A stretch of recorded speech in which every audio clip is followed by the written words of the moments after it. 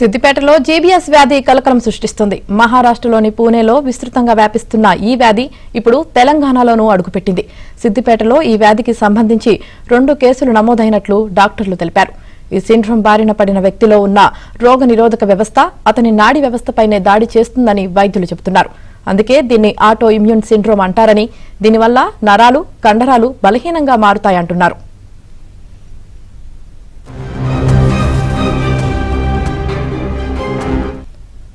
వివిధ రకాల viral bacterial infection సోకిన వారు ఈ జీబీఎస్ బారిన పడే ప్రమాదముందంటున్న సిద్దిపేట ప్రభుత్వ వైద్యశాల డాక్టర్ ప్రొఫెసర్ మాధవ్తో మా ప్రతినిధి సుభాష్ ఫేస్ టు ఫేస్.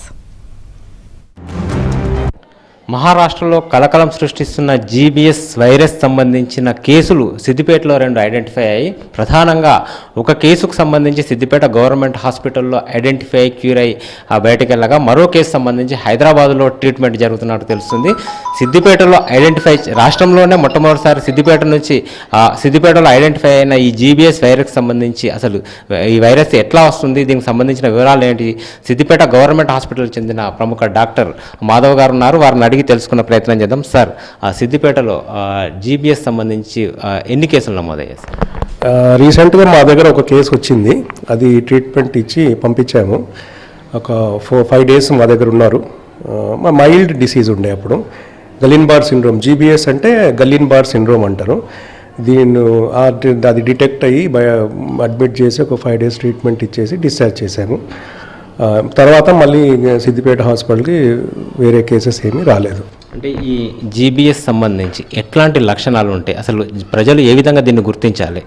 ఈ జీబీఎస్ అనేది ఈ వ్యాధి వీక్నెస్తో సంబంధించింది. కొంచెం దానికంటే ముందు లూజ్ మోషన్స్, వామిటింగ్స్, తర్వాత వీక్నెస్, లైట్గా దగ్గు ఉండొచ్చు. ఈ వీక్నెస్ ఎట్లా స్టార్ట్ అయ్యేదంటే ఈ లూజ్ మోషన్స్, వామిటింగ్స్ వీటితో వచ్చుకుంటూ మైల్డ్గా ఫీవర్ ఉంటే ఉండొచ్చు.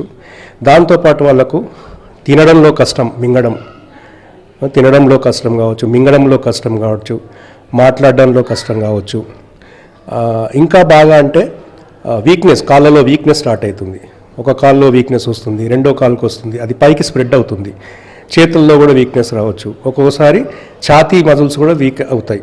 బాగా సివియర్ అయినప్పుడు ఛాతీ మజిల్స్ కూడా ఇన్వాల్వ్ అయినప్పుడు వాళ్ళకి గాలి ఆడకపోవడం కూడా ఉండే ఛాన్స్ ఉంటుంది. సో ఇది ఒక క్రమంగా మెల్లిమెల్లిగా ఒక 2 రోజులలో, 3 రోజులలో, 4 రోజులలో కూడా రావచ్చు. ఒక్కోసారి కొంచెం టైం కూడా ఎక్కువ పట్టవచ్చు. అయితే అందరికీ ఇది సివియర్గా వస్తుందని ఏమీ లేదు. కొంతమందికి మైల్డ్గా చిన్నగా వస్తుంది, కొంతమందికి పెద్దగా కూడా రావచ్చు. ప్రధానంగా ఈ జీబీఎస్ వ్యాధి బారిన పడకుండా ఉండాలంటే ప్రజలు ఎట్లాంటి రక్షణ చర్యలు తీసుకుంటే బాగుంటుంది? నేను చెప్పాను కదా ఇంతకుముందు, ఒక కారణం క్యాంపెలోబాక్టర్ జెజిని అనే ఇన్ఫెక్షన్ వల్ల జరుగుతుంది. అది వాటర్ వల్ల కావచ్చు. అంటే మనం తాగే నీరు పరిశుభ్రంగా ఉండాలి. వేడి చేసుకొని చల్లగైన తర్వాత ఒక 1/2 అవర్ తర్వాత తాగాలి. ఫుడ్ వల్ల కావచ్చు. ఇంటి ఫుడ్డే తినాలి, వేడివేడిగా తినాలి. బయటి ఫుడ్ తినడం అలవాటు పెట్టుకోవద్దు. ఈ టైంలో కేసెస్ ఇట్లాంటివి పూనాలో కూడా చాలా కేసెస్ వచ్చాయి. అక్కడ ఫస్ట్ స్టార్ట్ అయింది పూనాలో. 100 కేసులకు పైన వచ్చాయన్నారు. ఇక్కడ మన దగ్గర అక్కడ ఇక్కడ అని అంటున్నారు. సో ఫుడ్లో కూడా జాగ్రత్తలు తీసుకోవాలి. ఇంటి దగ్గరే వేడి ఫుడ్, ఇంట్లో చేసిందే తినాలి. ఇన్ఫెక్టెడ్ ఫుడ్ తినకూడదు. ట్రీట్మెంట్కి సంబంధించి అన్ని వసతులు మన హాస్పిటల్లో ఉన్నాయా?